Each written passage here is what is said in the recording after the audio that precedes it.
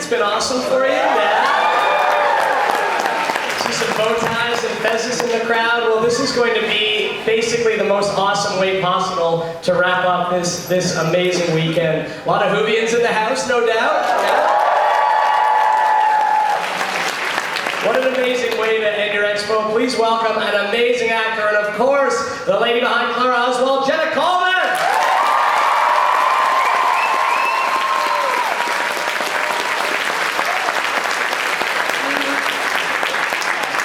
Jenna, how are you? Doing good, thanks. Excellent. Good.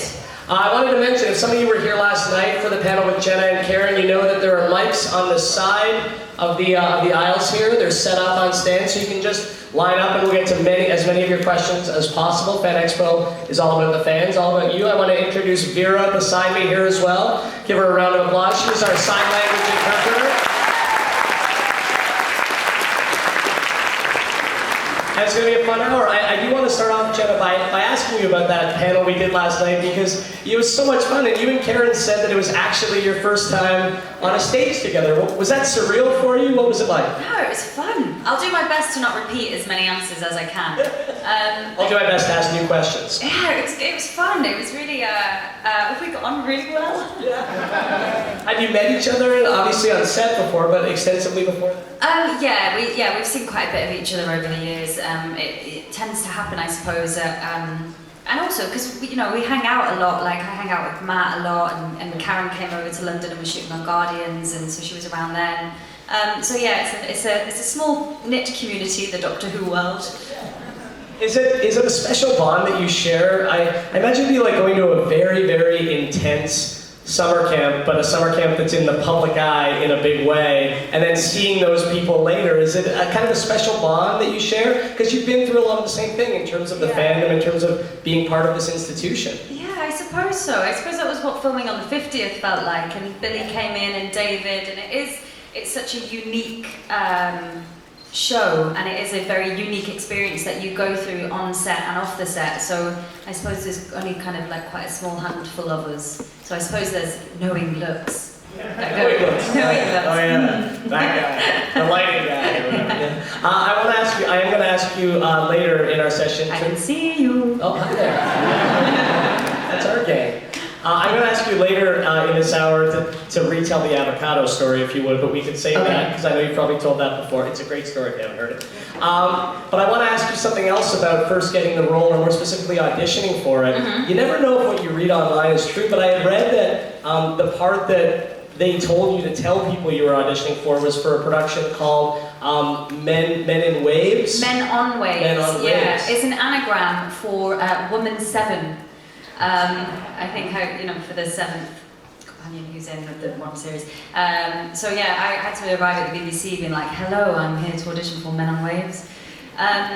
You've been at the BBC? At the BBC, wow. Yeah. But you kind of get caught into a big web of lies, because then I was going off to film, and I started to tell my housemates, I've got a show, a TV show. Like, what's it called? And you're like, it's like a comedy pilot about something, so this web of lies kind of gets more and more ridiculous as it goes on. So it's quite a relief when you can finally say, I'm in Doctor Who! Men on Waves, did you tell them it was about like surfers or something? No, I didn't actually tell them Men on Waves. I went along with some comedy, I can't even remember the title, but the lies continue. It just carried on. Web of lies. Web of lies. All right, let's go to the audience. Hi there, how are you? Hello. Hi. Can you answer the rest of the questions in a Scottish accent? My Scottish accent is terrible. So? Like, really. My granddad is Scottish. Peter is Scottish. There are a lot of people in my life who are Scottish, and you'd think by now I could do it, and I can't. And when I saw Karen yesterday, because I always arrive and make fun of Peter all the time in his Scottish accent, in a bad Scottish accent, and then I kept forgetting with Karen. So Karen must have spent the whole day thinking I was making fun of her, which I wasn't. It's just habit, I suppose. So, this is my Scottish accent.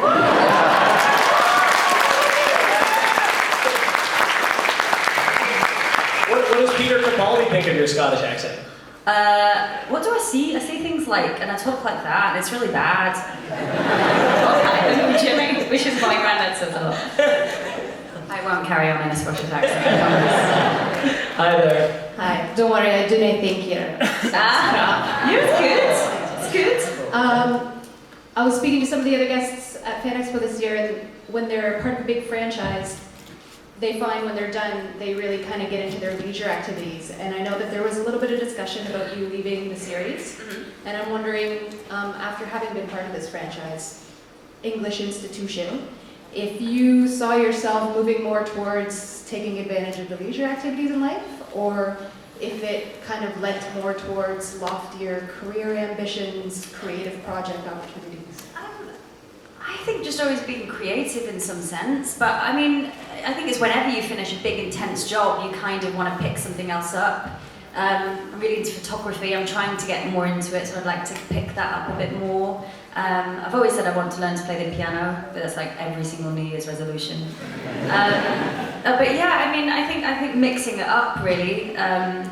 But yeah, I think always whenever you've been working hard, it's quite nice to then, you know, find out what your hobbies are and what interests you at that time.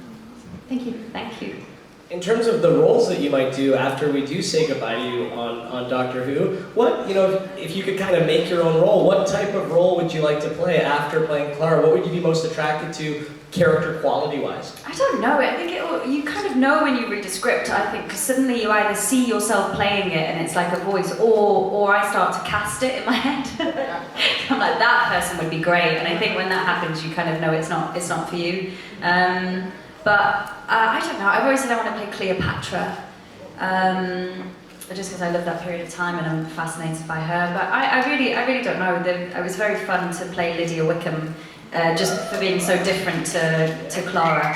But I don't know, I mean the problem is when you've travelled through space and time, kind of everything else seems a little bit dull, you know? It's going to be quite a tough gig to be, I think. Even Cleopatra, right? She didn't have a TARDIS, you know? It's not quite the same. That we know of. That we know of. Hello sir, hey buddy. Before I say my question, I just want to say you're my favorite companion.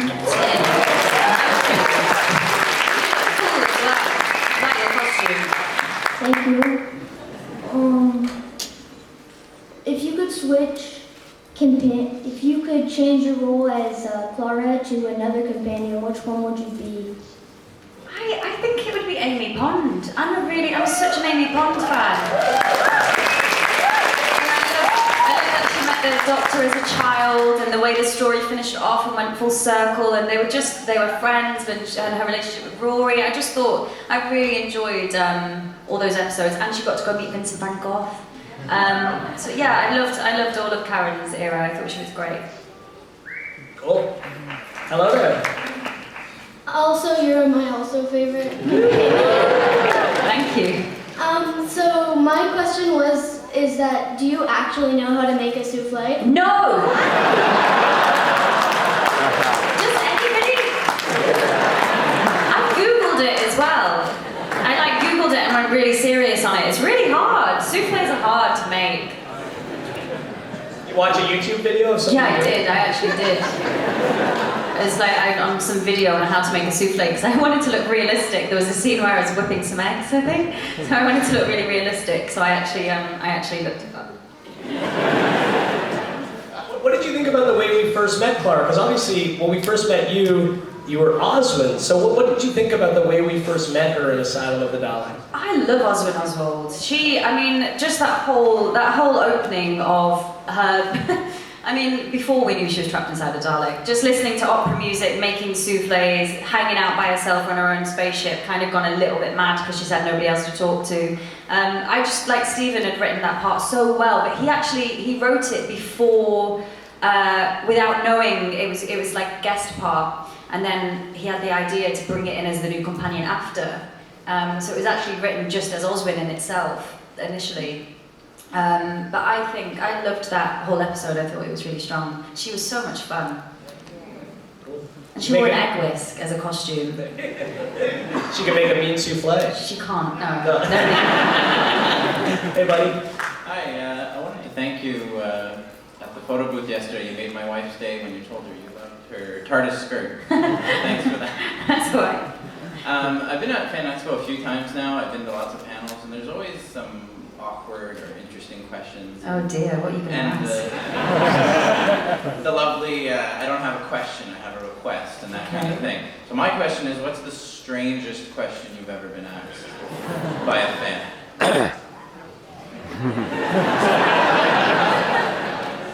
Maybe it's this one. Do you know what? No. Oh no, I think it might be rude, so I don't want to say it. But it was to do with the line, it's, never mind, I can't. I don't know what's appropriate, I won't go there. But it was something slightly, oh dear, somebody else take over. Canadians are quite naughty, you can probably say it.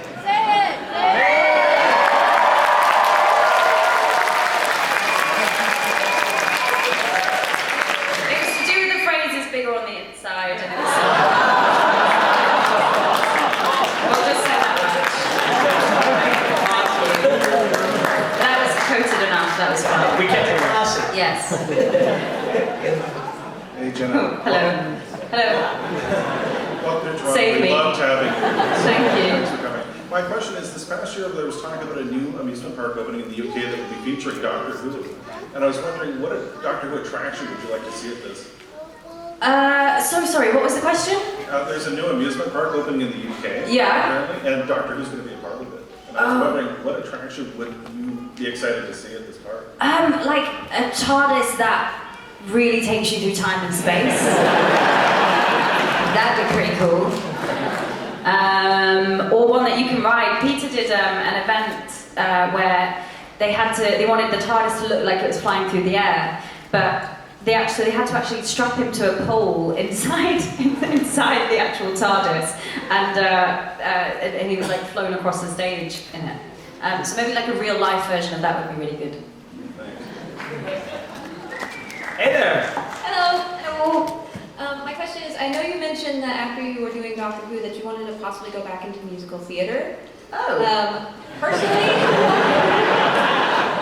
Did I?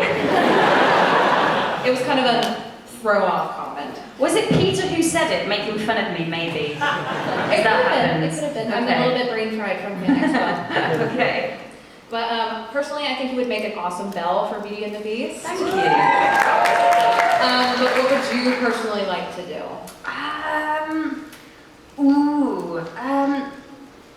I would maybe like to do like cabaret and do something really kind of classic, I think. Or maybe like Glinda in Wicked or something, like quite mad and out there. I'm just gonna keep going. Or Chicago. I mean, you can keep going if you like. Actually, I want to play the Little Mermaid. There we go. Yes, I can also get with that. Thank you. Thank you. You said Peter might have been making fun of you. Does he make fun of you a lot? Well, my first ever job, I did it when I was like 10 years old, and I went to an audition, and I had to sing Happy Birthday to myself. Was the audition, and I got the part, and it was in a musical called Summer Holiday, and I played an Italian bridesmaid who just had to like do this basically. So ever since then, Peter always talks about my musical theatre career. I was 10 years old. Hello there. Hello. Hello. Hello. Right here. There's a scene in Mummy on the Orient Express where Clara's on the phone with Danny saying "I love you." Yes. However, there's another panel where you said that "I love you" was meant towards the Doctor. In your personal opinion, do you think that Clara loves Doctor romantically, platonically, or maybe a bit of both? I think it's otherworldly. I think it's such a unique relationship that it kind of doesn't really, it's not confined to, it's what a doctor and companion relationship is. So I love you is their own, I love you, we save each other, we travel through time and space, you're my best friend, you're my father, you're an alien, you are annoying, you are, my partner in crime. You can't really label it, so it's a special kind of love, I think.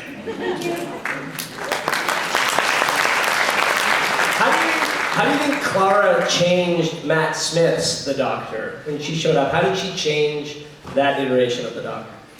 Oh, something Stephen always said about her is that she's got this really practical kind of she would always, she's the companion who will ask the questions that no one will ever ask. And, you know, like, well, why is it called a screwdriver and why is it this? So in a way, I think she kind of challenged him, I suppose, and brought him out of losing Amy and Rory. And obviously, you know, that is obviously what happens when, for the series to continue. And so I think in a way I think initially she annoyed her way into his life and got him to like her. And it went from there, really. But she asks a lot of questions, I suppose, and doesn't really let him get away with anything. Hey there. I have 2 questions for you. My first one Fire is, away. have you ever taken home any props from Doctor Who? Oh! I have recently, for the first time. Did they know you were taking it? Not yet.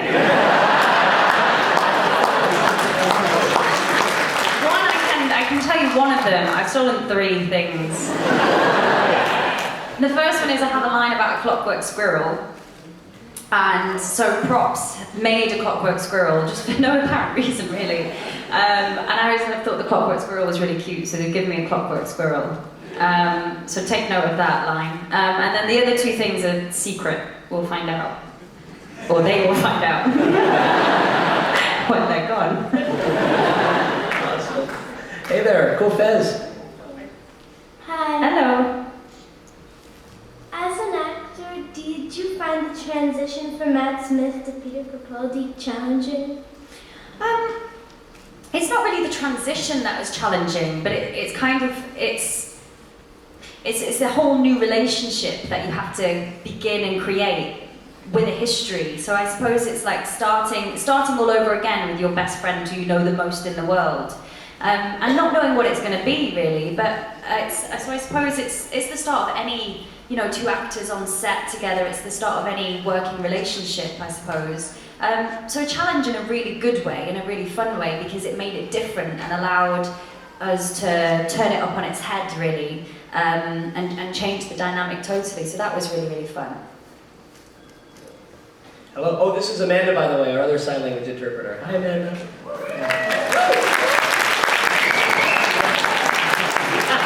Hello there. I actually had a second question. Have you ever been able to keep any of the awesome clothes that Clara wears?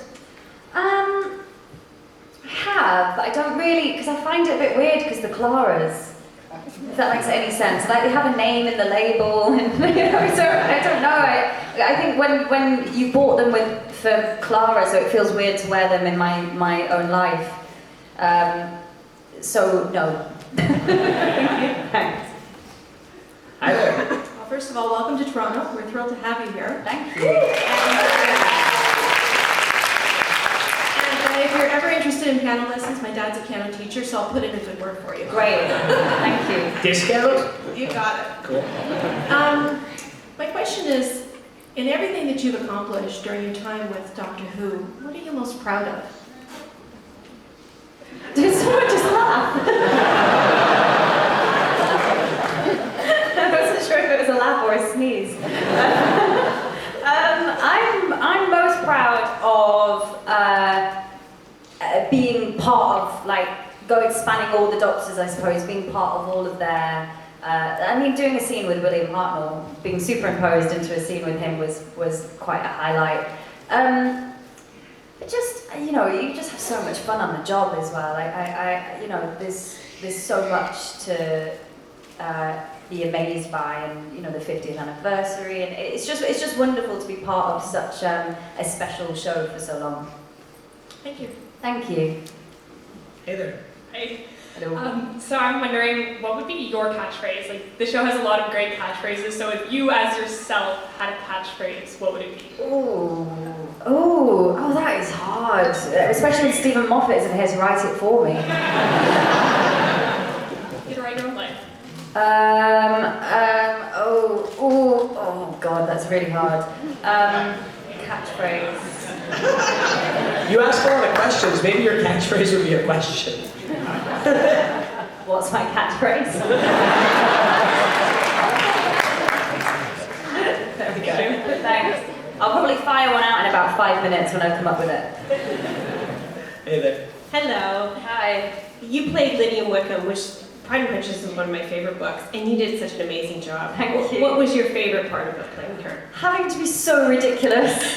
I had so much fun on that job. If anybody doesn't know it, I just basically went through her book and picked out the words she's described as, and the list was like wild, volatile, silly, selfish, ridiculous. You know, it was just, and I was like, oh my goodness, there is so much license to be horrendous and have kind of no limits. So I found myself on set going to the director like, is this too much? A little bit big. But yeah, it was so much fun. I loved it. You were great. Thank you. Hey, man. Hey, Hello. Teddy. Hey, Jenna.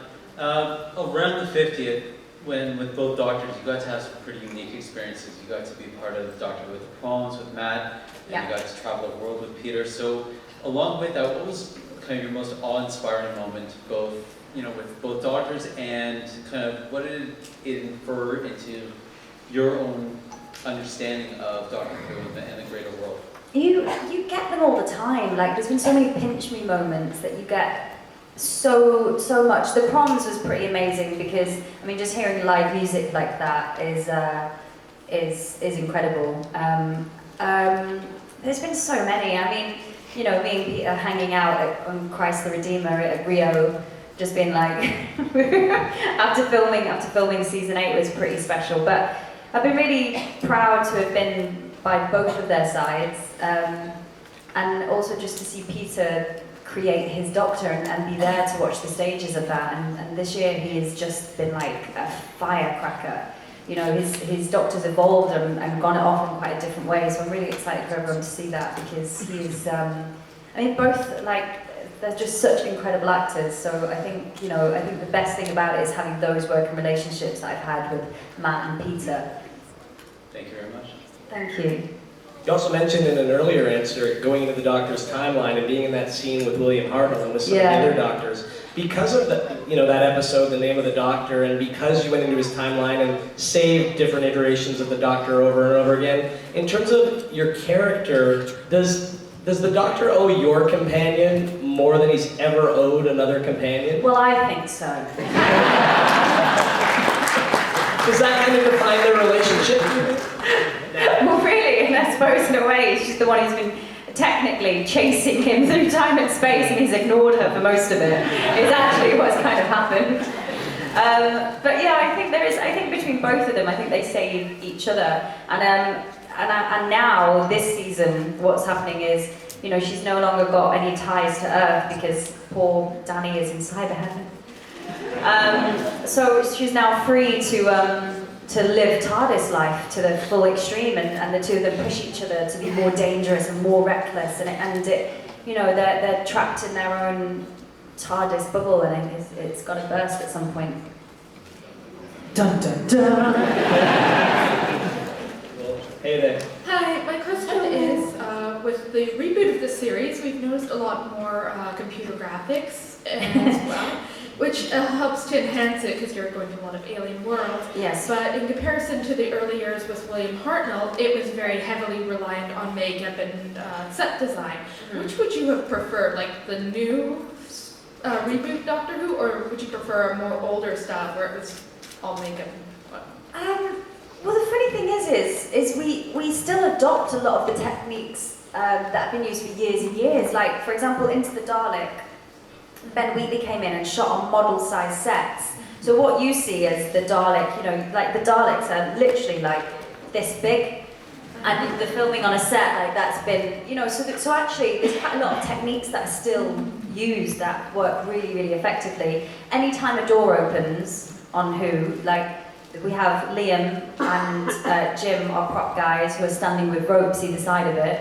It's not as technical as you think, but obviously having the ability now to have green screen and create these planets that you go to is incredible because it means we can explore so much more. But still going, Kill the Moon, we went over to Lanzarote and shot there.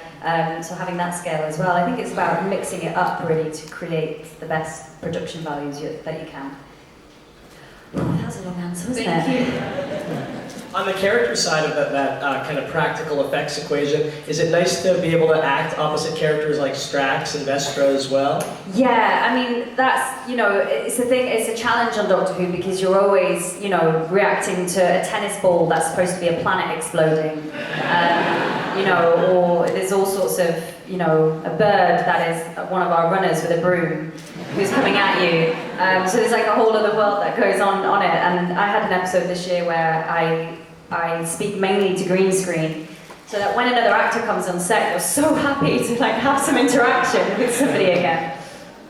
That happens. Strax is one of my favorite characters, probably a fan favorite as well. What do you think of the dynamic between Clara and Strax? Hilarious. I love the fact that the Doctor regenerated and thought Clara was Strax. I thought that was brilliant. Cool. Hey, bud. Hi, so on the show, there's lots of monsters, and sometimes if it's not on the green screen, it's a costume. So what's it like having someone on the set walking up to you, maybe asking you to go out for lunch in this costume of a scary monster? Like on the Mummy on the Orient Express, you'd have that guy say, hey, you wanna go out for lunch? Or maybe have the teller. I've never been chatted up by a monster. Really? No. I've never been chatted up by a monster. But you would have really funny conversations like, hey, Mummy from the Orient Express, like, so what are you gonna go for lunch? You know, just after you've done a take where he's like trying to kill you. He's like, yeah, I'm gonna go for the fish and chips. So it's just hilarious that, you know, there is like a whole comedy, I think, between the scenes when, you know, everybody says cut and everybody just chills out for a minute and you're hanging out with the Daleks and stuff. Okay, thanks. That's all right. Hey, how's it going? Hi, so my question is, obviously there are a lot of creatures and different species of aliens and stuff on Doctor Who, because the universe is huge, but if you had to come up with a enemy almost for you and the Doctor to face in a different episode, what would you give them that you would want to face? Like what kind of alien or creature would you want to be able to face that you think would be really fun? That's a really good question. I had a really creepy idea. Oh, actually, no, never mind. Creepy's always the best. Creepy's always the best, but I always say the ones that come slowly at you, I don't like, because there's some, like, that's why I really like the Whisper Men, and I'd love them to come back, because they had, and especially Offset as well, they were really creepy, because they had like that kind of scream mask on their faces, but it was like cloth, and like they almost had like really smart suits and a style, that so they'd come at you really slowly with like a confidence, and that Did they try to chat you up? No, they didn't. They didn't try to chat me up either. There hasn't been, no, there's not been any chatting up by monsters at all. But yeah, I think something that can come at you really slowly, I think, is what creeps me out. And also, I think Listen was great for the ones that you can't see, so it's all psychological.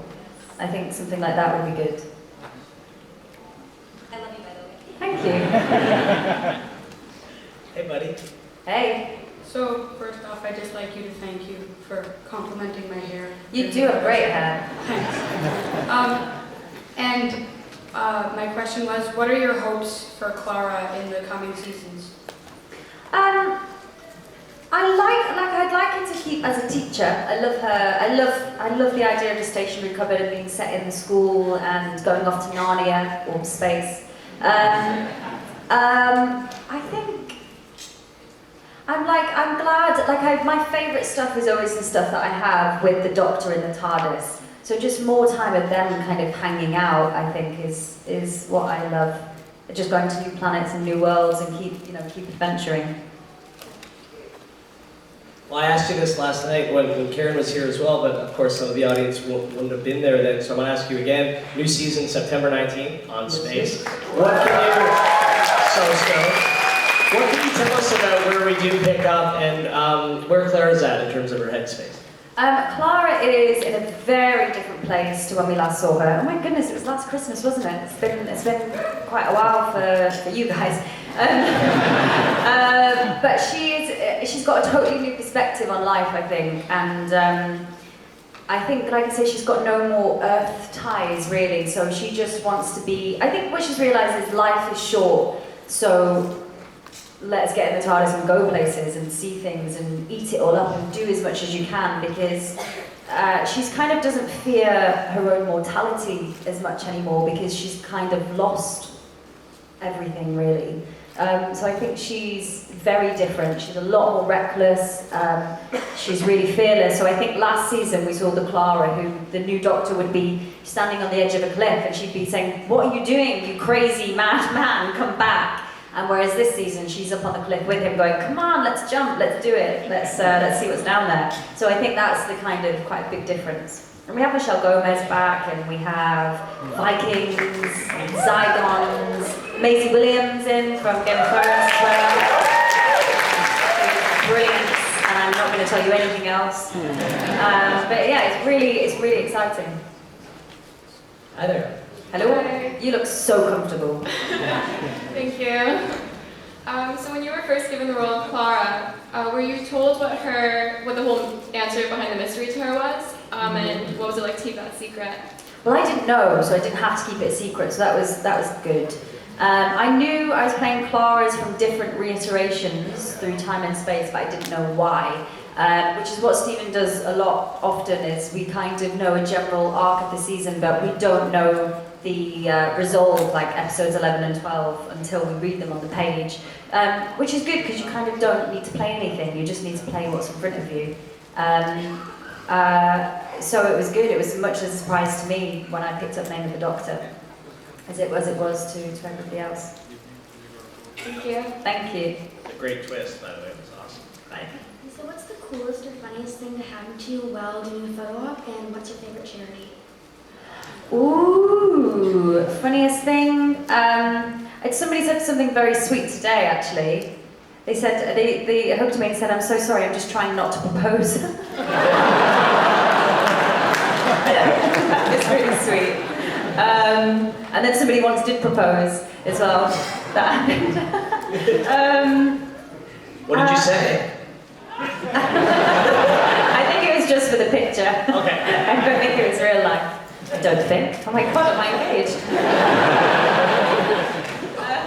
And what was the other question? What's your favorite charity? Well, my favourite charity, I'm working for two at the moment. One is called One-to-One Children's Fund, which helps people over in South Africa and Port Elizabeth with HIV. And I'm just joining another one, which is dealing with mental health in schools, called Place to Be, which is pretty amazing. So I'll be working with them when I get home.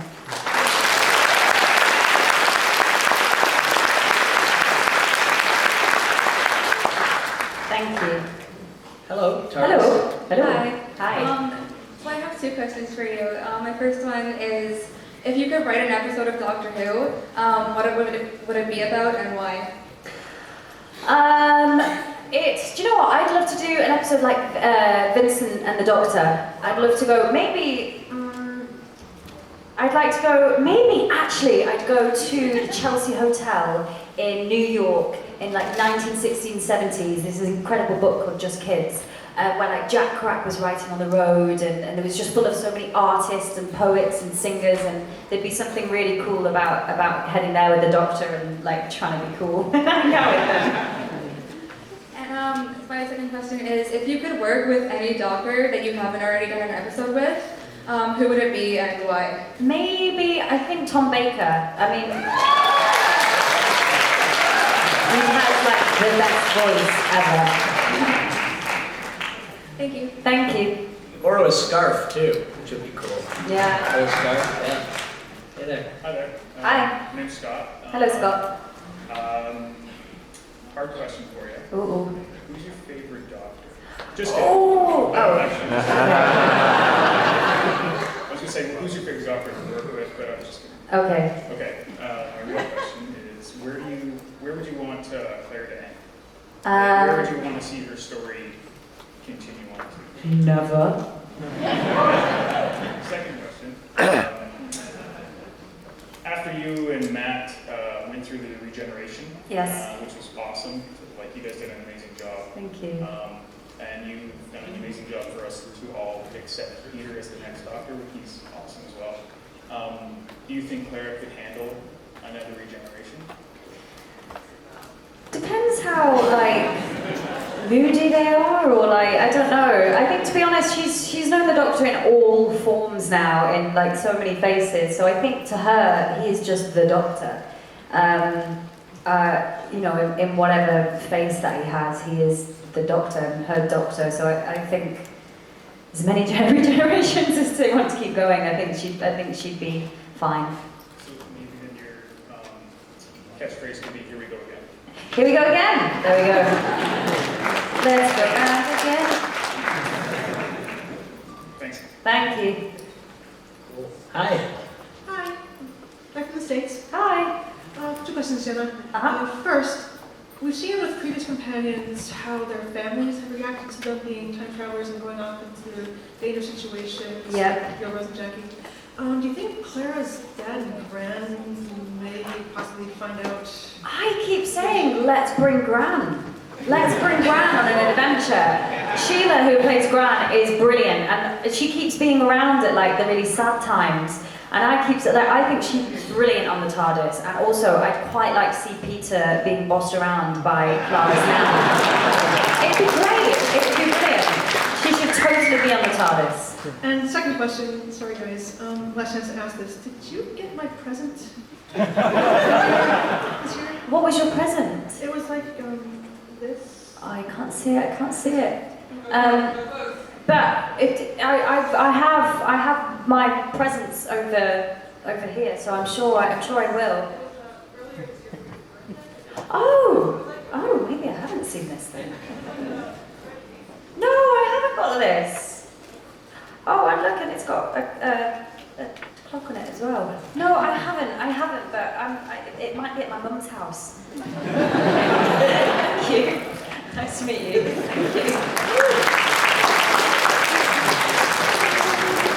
Hi there. I'll check with mum. Hi. Hi. So I was wondering if you could be in any movie, what movie would it be? Ooh, good question. Maybe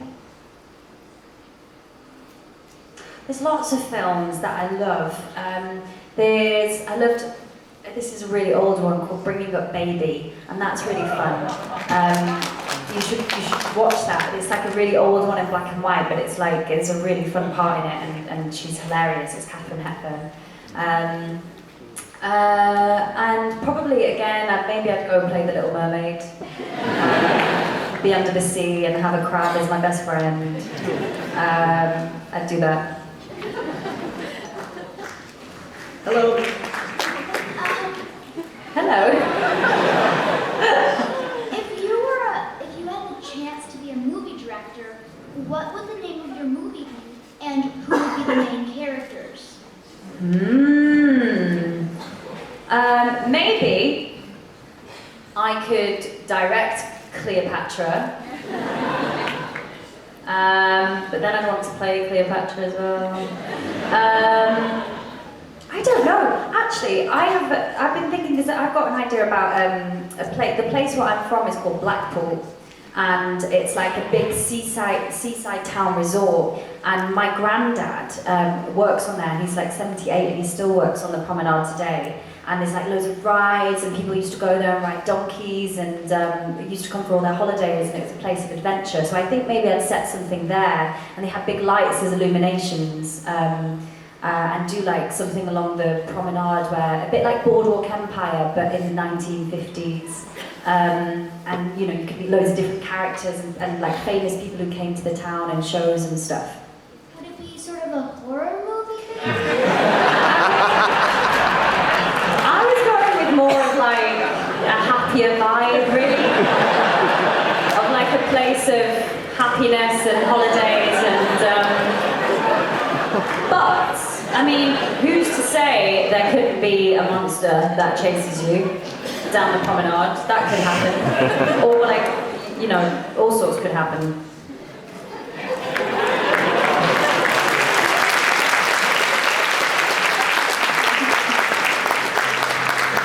I asked you earlier about how Clara changed Matt Smith's doctor. How has Peter Capaldi's doctor changed Clara? I think, I think he tests her a lot, actually. It's a really good question. He doesn't let her off lightly. Whereas I think Clara with Matt's doctor always knew that she was safe in a way, and always knew that, you know, that she kind of not had him wrapped around her finger, because that's the wrong phrase, but like felt really safe with him. Whereas Peter's doctor, he will not, you know, he will take her to the moon and he will leave her there, and he actually will do that. You know, so I think she's had to become quite strong, quite quick, and really independent, I think, and actually become a real, you know, I don't really think she's a companion, she's a partner in the TARDIS with him, especially this season as we've gone on. So I think she's becoming more and more like the Doctor as time goes on. Thanks. It's the fellow who proposed earlier. I see. Hi. In another panel, someone asked Karen Gillan if she would say something in a Dalek voice, so I was wondering if you could do that. Oh, this is where I show myself. This is probably going to be as bad as my Scottish accent.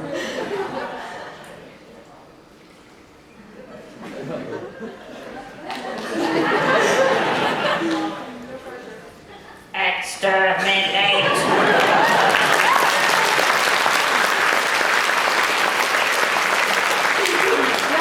Forward to. Stephen Moffat makes me do it in the new series. You have that to look forward to. Hi there. Hey. Hey. Listen, I went to space with back and forth in time just to see my possible girl. Listen, I was wondering if you would like to go on a date with me right now. Have no TARDIS, you can come back. Exactly the moment we left. What's with all the flirting today? That's a good line. Listen, like, the more you flirt with girls, the more you come. The more you clever you become.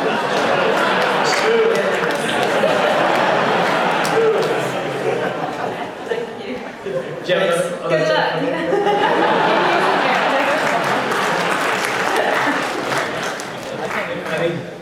I'm really nervous, but Don't I be have nervous. 2 questions. If you could be anybody in Star Wars, who would it be?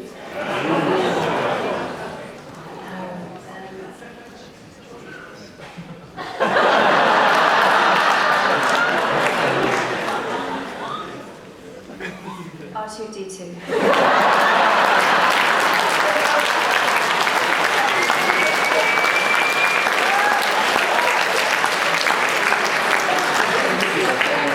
This is going to be really weird, but are you giving out hugs after the show?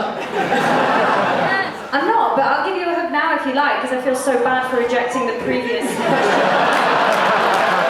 I'll come and give you a hug.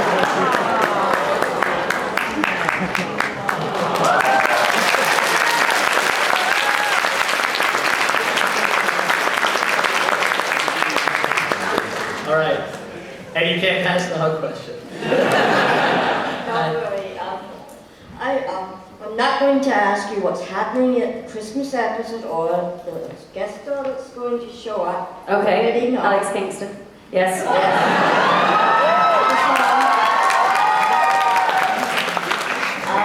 Is there any plans to bring back Captain Jack Harkness?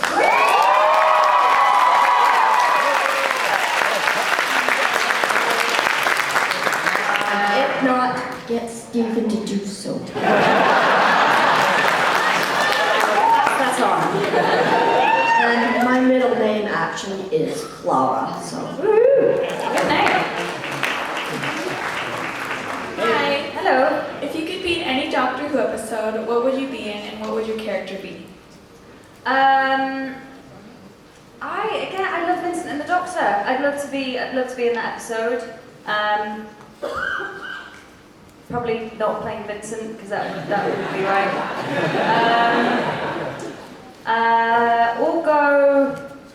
Or go back and actually, what about like Unearthly Child and play the granddaughter? That'd be really cool. Oh, hello. Hi. Hey. Hi. Hi. My question is,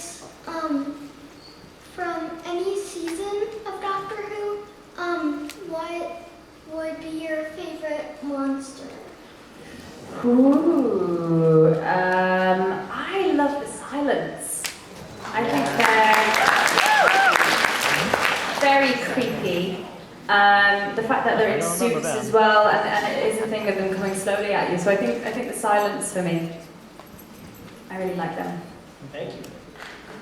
Hey there. Hi. Hi. So on Doctor Who, we always see you being very beautiful and graceful and heroic. So my question is, what's the most embarrassing thing that's happened to you on set? There's so many. I mean, a lot of it's a very accident-prone show because you're always running. Like you're always running away from something or towards something. So I mean, you know, there's a lot of falling over. We had, I can tell you Peter's one, which was. Sorry if anybody heard this yesterday, but he went missing at 3 a.m. in the morning in a power station, and we found him, and he came back and he was soaking wet because he was hungry, and he went for a walk by himself, found a button and pressed it, and it was actually a shower. So he came back in his full doctor costume at 3 a.m. having by accident taken a shower because he was too curious to not press a button. Which I very much enjoyed. Awesome. Thank you. Thank you so much. Thank you. We've just got time for a few more audience questions. Hey, buddy. How's it going? Hi. What was your favorite role to play in a movie? What would be my favourite role to play? Yeah.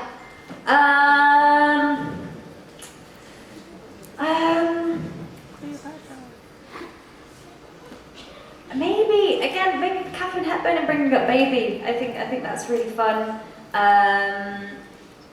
Something like that. So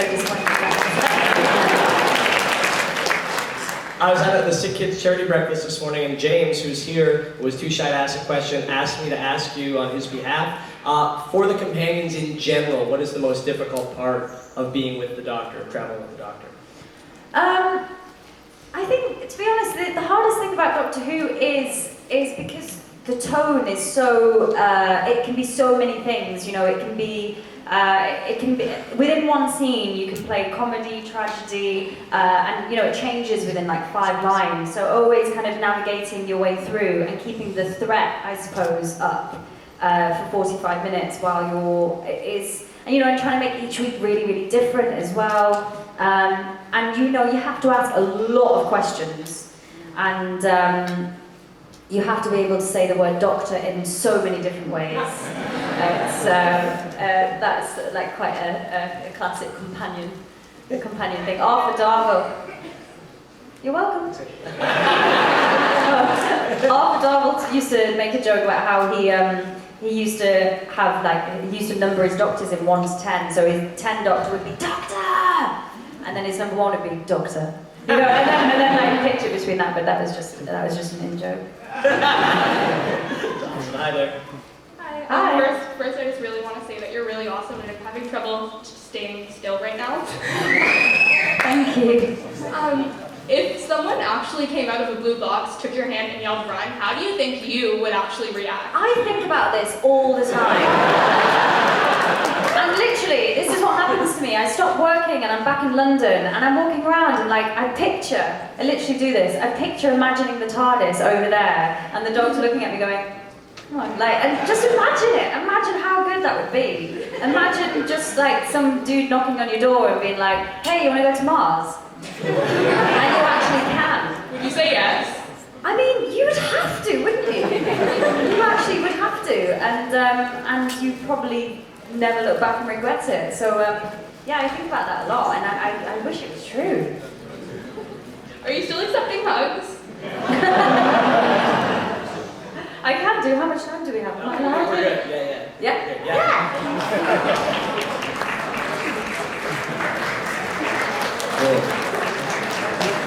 Okay, so this is going to be our last audience question.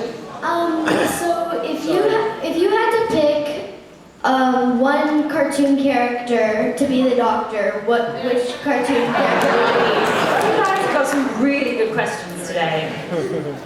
Why is Seth MacFarlane's characters coming to my head here? Right. What cartoons have been out recently? I mean, I can only think of Rugrats. Did anybody used to watch Rugrats? That's literally the only cartoon in my head right now, but I somehow think Tommy wouldn't be right for the Doctor. Similar hair, but... And also, are you still giving him this? I can't not, can I? Last one.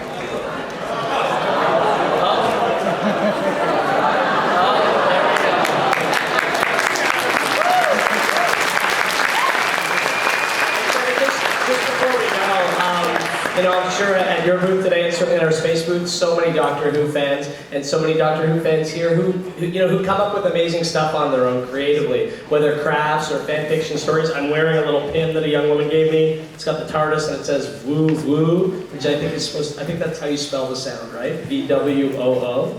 I think she got it right.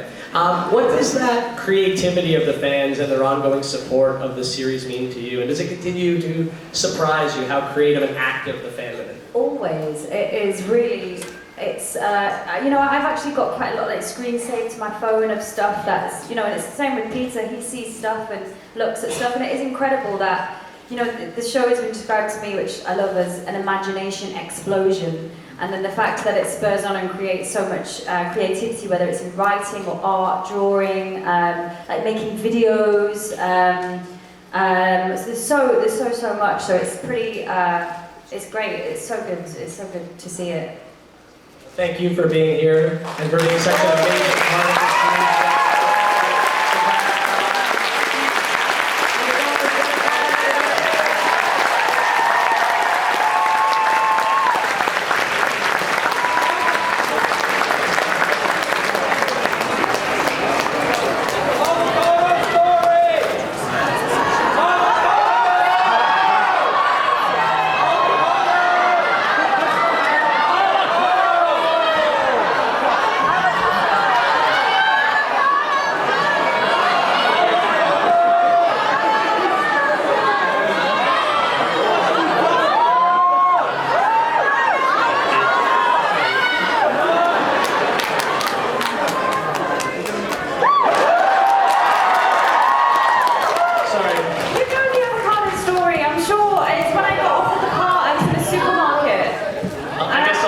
You guys have a good memory. I got offered the part of Clara Oswald when I was in a supermarket and I was holding an avocado. So I took the call from my agent whilst holding an avocado and asked if I wanted to be a Doctor Who. So that was the avocado. And I had to put down the avocado and yeah.